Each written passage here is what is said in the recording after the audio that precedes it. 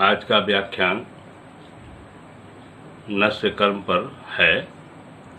सिद्धि स्थान के 9वें अध्याय में 88 तक की व्याख्या पूर्व के व्याख्यान में हुई है और उसमें आचार्य कह रहे हैं कि शास्त्र ज्ञाता चिकित्सक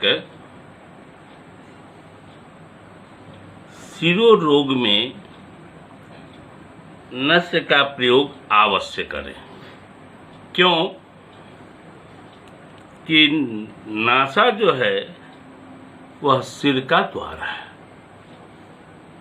इसलिए नासिका द्वारा प्रयुक्त की हुई औषध नासिका मार्ग से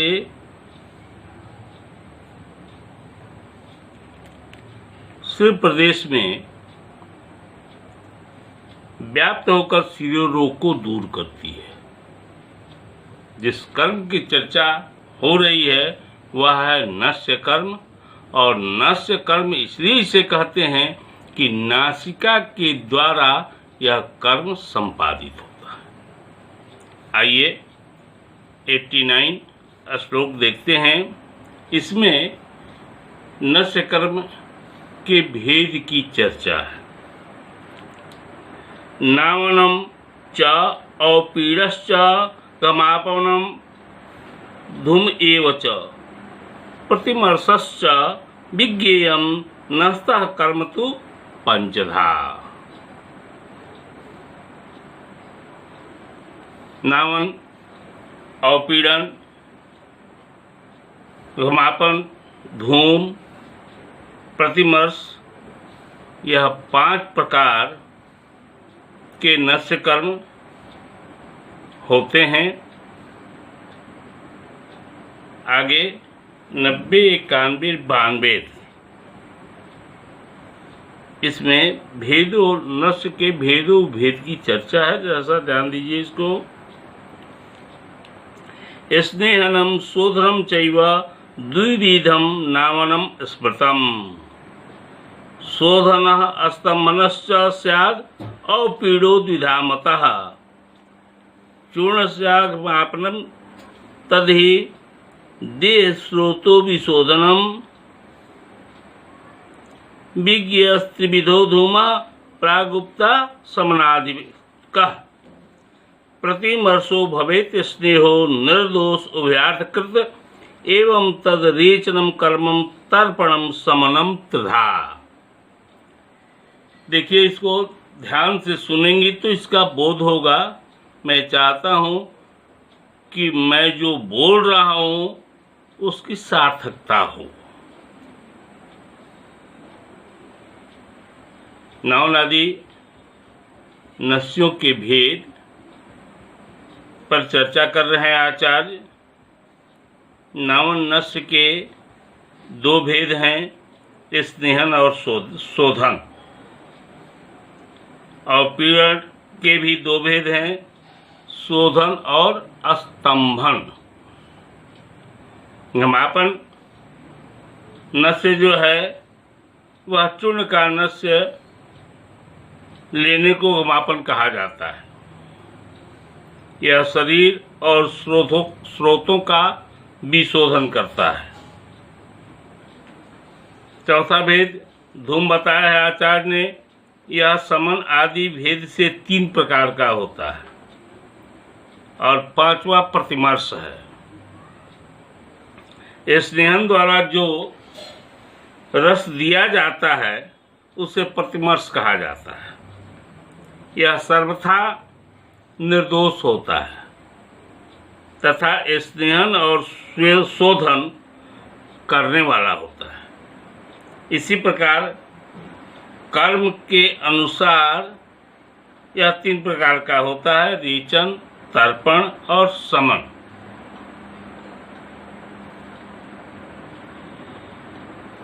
« 93, 94, 95 श्लोक देखें।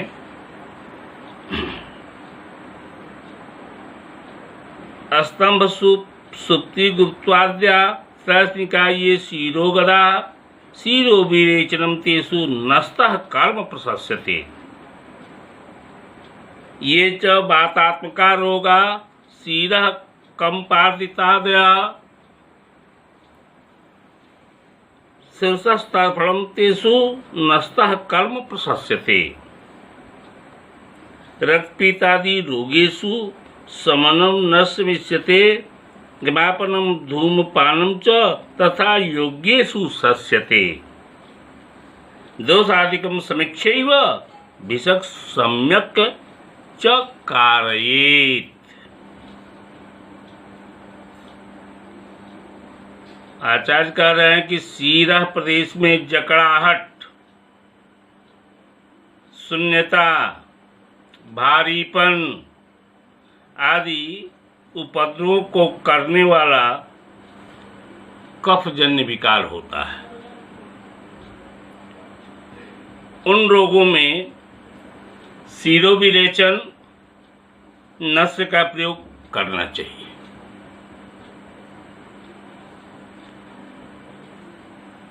तर्पण नस्य का प्रयोग शिराकंप,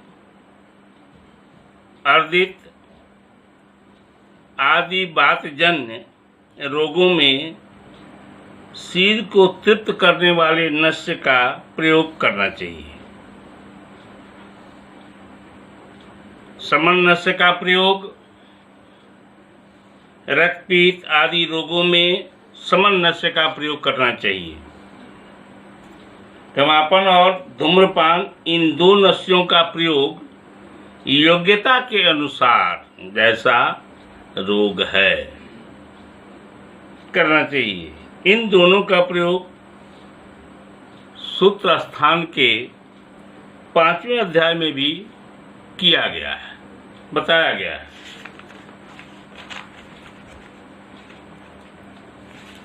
उन्हीं अवस्थाओं में इनका प्रयोग करना चाहिए। वहाँ एक बार देखना भी चाहिए। आप तो सेकंड सेमेस्टर में पढ़ करके आए हैं। इस प्रकार दोष आदि को ठीक ठीक विचार कर इस ज्ञापन, इस ध्यापन और धूमपान नस्य का प्रयोग चिकित्सक को उचित रूप से करना चाहिए। श्लोक 96-97।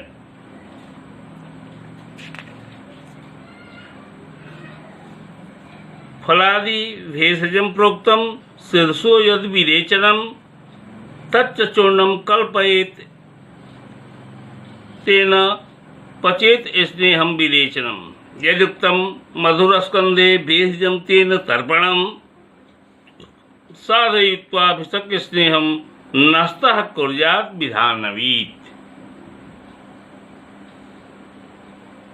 शिरो विरेचन के लिए जो फल आदि औषधियों का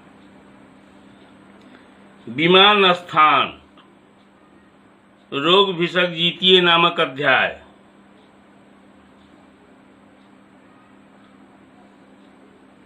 में बताई गई हैं, उनका चूर्ण बनाकर नस्य के लिए तथा उन्हीं औषधियों से स्नेह बनाकर विरेचन के लिए देना चाहिए। तर्पण नस्य की विधि विमान स्थान रोग भिषक जीतीय नामक अध्याय में जो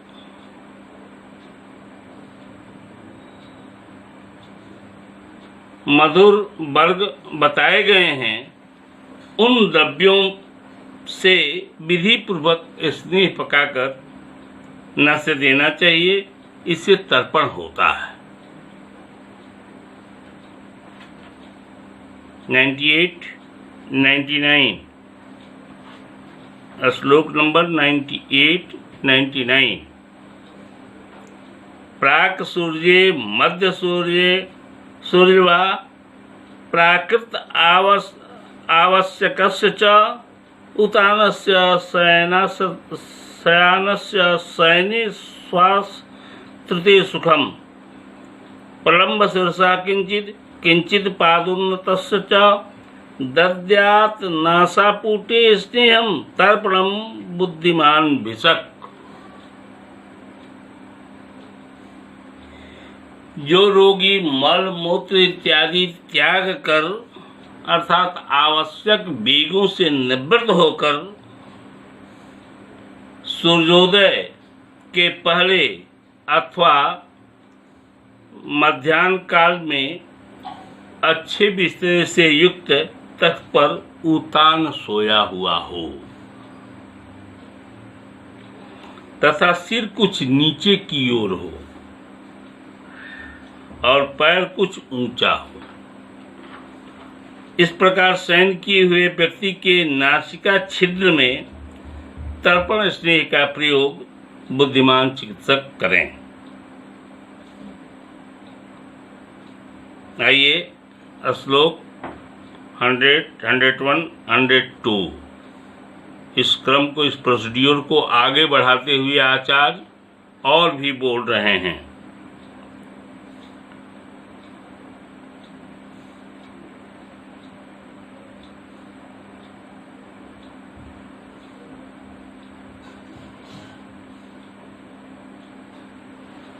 अनावक शीर्षो नस्यम न शिरः प्रतिपद्यते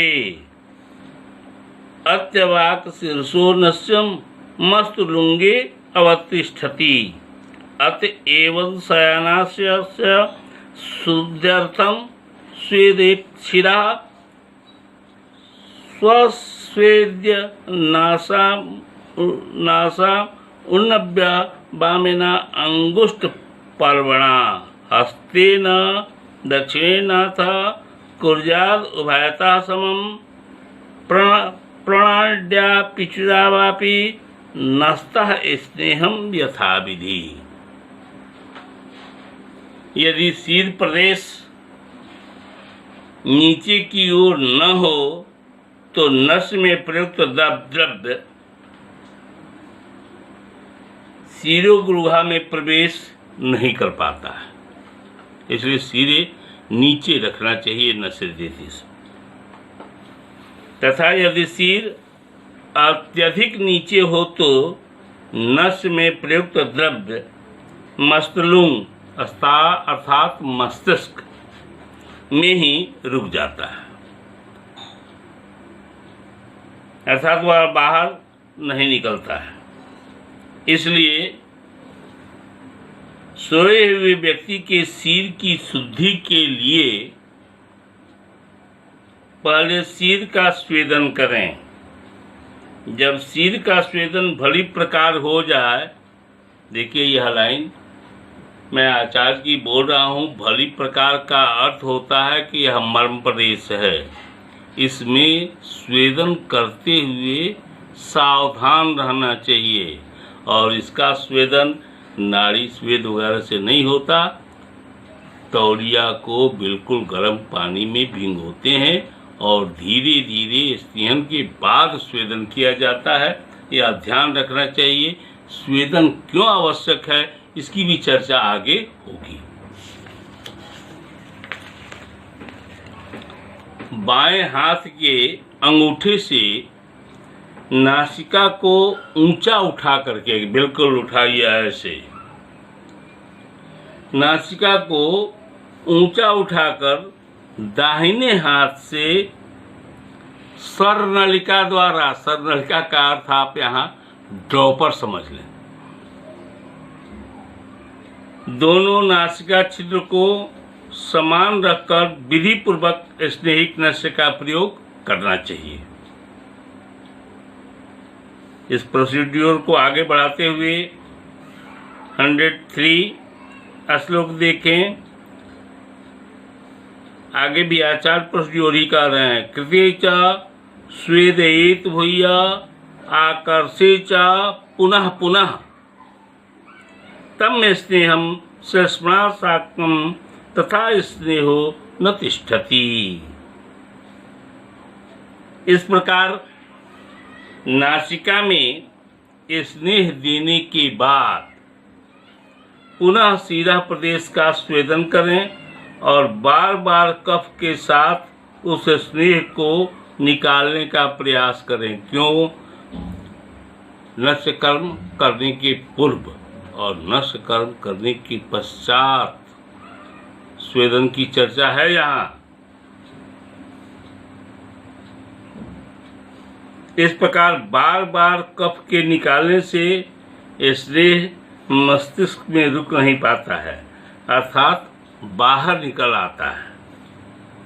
104, 105, 106, 107 धूमपान का प्रयोग। इस प्रोसेस को, इस प्रोसीड्यूर को आगे बढ़ाते हुए आचार्य कह रहे हैं कि स्वेदे नोत क्लेशितः श्लेष्मा नस्तः कर्मण्युपस्थितः भूयः स्नेहस्य शैत्येन शिरसि स्त्यायते ततः श्रोत्रम् अन्यागलादेषु विकाराय स कल्पते ततो नस्तः कृते धूमं पीवेत कफ विनाशनम् हेतान् न भूं निवातोष्णसेवी स्यान्नियतेन्द्रिया विधिरेषो अपीडस्य कार्य परिणामपनस्यतु तत् षडङ्गुल्या धूमे चूर्णं मुखेन तु। नस्य क्रिया में स्वेदन करने से उत्क्लेशित कफ स्नेहन करने से स्नेह में रहने वाले, ध्यान दीजिएगा, यहाँ मैंने कहा था कि आगे चर्चा होगी इसकी। स्नेहन करने से स्नेह में रहने वाले स्वाभाविक शीतल गुण के कारण कफ पुनः सिर में जम जाता है। इसलिए बार बार स्वेदन की बात वहां बताई गई है। जमा हुआ वह कफ कर्ण, मन्या, गला आदि स्थानों में अनेक प्रकार के रोगों को उत्पन्न करता है। इसलिए नस्य कर्म करने के बाद कफ को नष्ट करने वाले धूम का प्रयोग करना चाहिए और धूम पीने के बाद हितकर आहार का सेवन निहिबात स्थान एवं उस स्थान में निवास इंद्रियों को बस में रखना आदि कार्य करना चाहिए। यह अपीड़न नस्य की विधि है और यही विधि प्रथम नस्य की भी है, किंतु नस्यार्थ औषध के चूर्ण को 6 अंगुल की लंबी नली में रखकर मुंह से फूंककर औषध को सीरो गुहा में पहुंचाया जाता है। यहाँ लंबी नली का व्यवहार करते हैं जिसमें चूर्ण भरा रहता है और मुंह से फूंक करके उसको ऊपर पहुंचाने की प्रक्रिया होती है।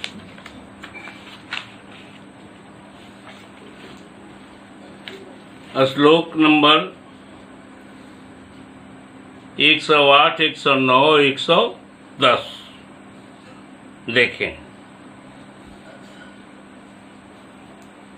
विरिक्त शीर्षम उष्णम पायित्वा अम्ब भोजयेत लघु तिस्व विरुद्धम च निवातस्तम तनिंदितः विरेक शुद्धो दोषस्य कोपनम यस्य सेवते स दोषो विचरन् तत्र करोति स्वान् गदान् भौम् यथा स्वं विहितां तेषु क्रियां कुर्यात् विचक्षणः अकालकृत जातानां रोगाणां अनुरूपतः।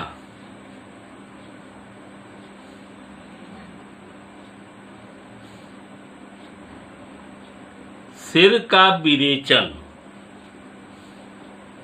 विरिक्तम सिरसा, सिर का विरेचन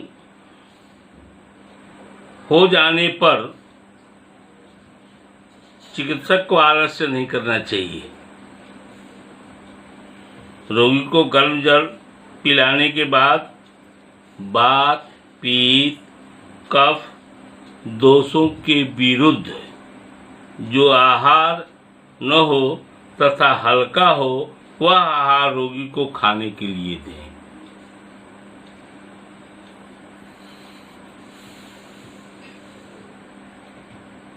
आया है लघु त्रिस्व विरुद्धम च, विरुद्ध ही कहा चाहिए दें। रोगी को निबात स्थान अर्थात जहाँ तीव्र हवा न लगती हो वहाँ रखें। शिरोविरेचन से शुद्ध हुआ व्यक्ति जिस दोष से कुपित होने वाले कारणों को सेवन करता है वह दोष कुपित होकर सारे शरीर में घूमते हुए अपने बहुत से रोगों को उत्पन्न कर देता है।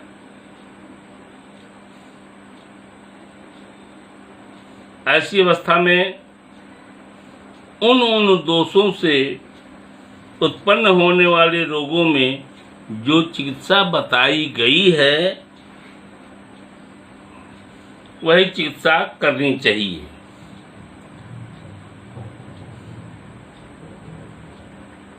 अकाल में अर्थात अनुचित समय पर, अकाल का अर्थ यहाँ अनुचित समय पर किए गए शिरोविरेचन से यदि कोई रोग उत्पन्न हो गया हो तो उस रोग के अनुसार ही चिकित्सा करनी चाहिए। श्लोक 111 और 112 कफनाशक विधि का प्रयोग यहाँ आचार्य बता रहे हैं। अजीर्णे भोजने भुक्ते तोये पीते अथ दुर्दिने प्रतिस्याये नवेश्रात स्नाते स्नेहपाने अनुवासने नावनम स्नेहम यम रोगान करोति श्लाष्टिकान् बृहत् तत्र स्मरा सर्वस तीक्ष्णो उष्णादि विधिर्हितः।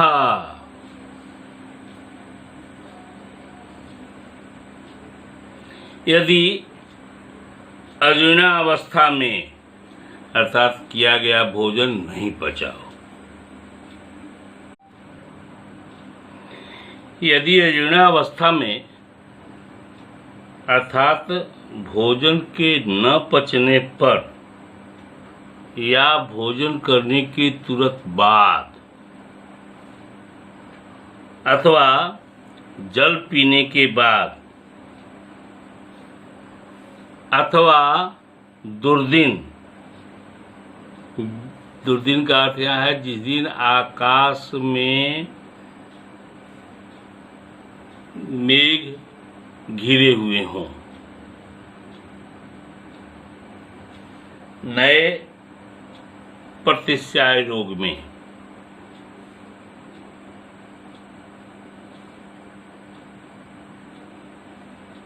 स्नान कर लेने के बाद, स्नेहपान करने के बाद अथवा अनुवासन बस्ती देने के बाद, अनुवासन बस्ती दी गई हो उसके तुरंत बाद नस्य, यहाँ नस्य का अर्थ है विरेचक नस्य, और स्नेहन नस्य का प्रयोग किया जाए तो कफजन्य अनेक रोग हो जाते हैं। ऐसी दशा में तीक्ष्ण और उष्ण कफनाशक अनेक विधियों का प्रयोग करना चाहिए।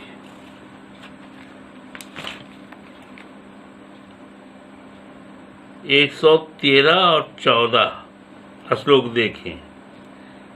चामे विरेचिते गर्भे व्यायाम भेते तृषि बातो रुक्षेण नस्येन क्रोधा स्वा अंजनेद कदान तत्वात हरा सर्वो विधि स्नेह वृंगणा स्वेदादि स्यात् घृतं क्षीरं गर्भिण्यास्तु विशेषतः।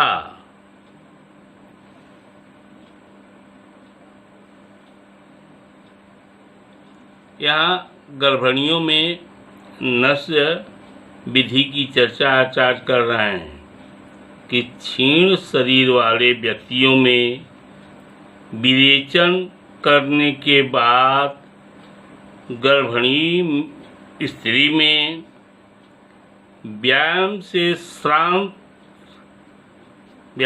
शांत का अर्थ है कि व्यायाम करके थके हुए व्यक्ति में, प्यास से पीड़ित व्यक्तियों में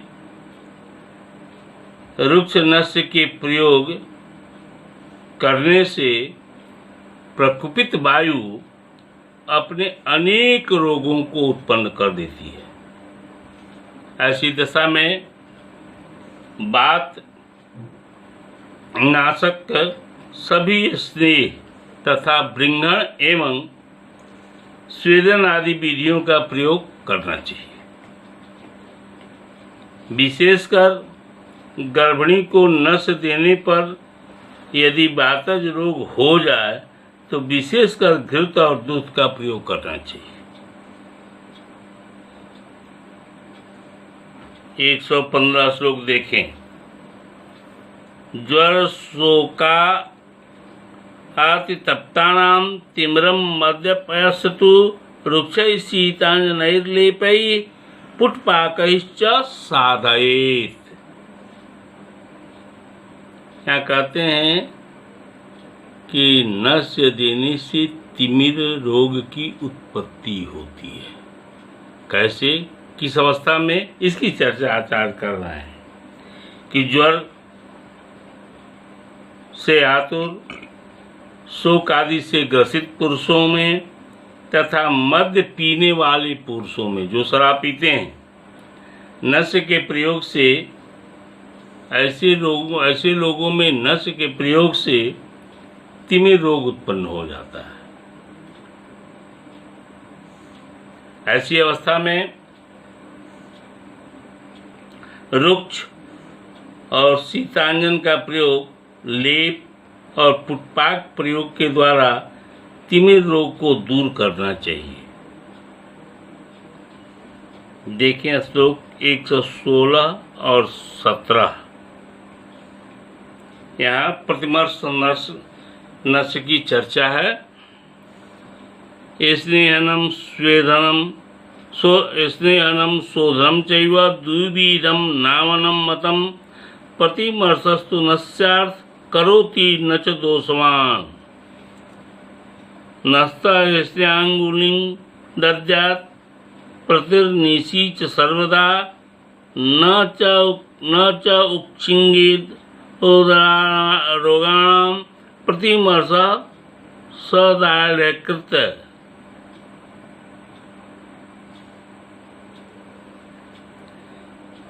अर्थात स्नेहन और शोधन, ये दो प्रकार का नस्य कहा जाता है।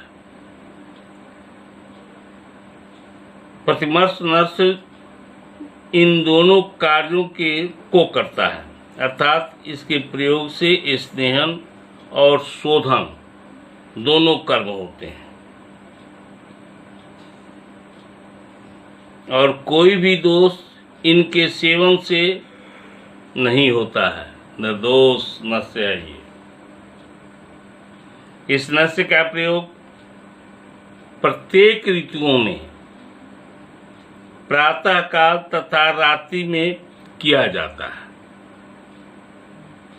यह नस्य अंगुली में डुबोकर स्नेह में उसे नासिका के सामने लाकर बूंद के रूप में लिया जाता है। स्नेह में आपने उंगली डुबाई और उंगली से ऐसे नासा में टपकाया जाता है। फिर इसे श्वास के द्वारा ऊपर चढ़ाने के लिए मना किया गया है कि इसे खींच करके ऊपर नहीं ले जाएं। क्या होता है स्नेह को नासिका में लेने पर उसे खींचकर ऊपर न चढ़ावें।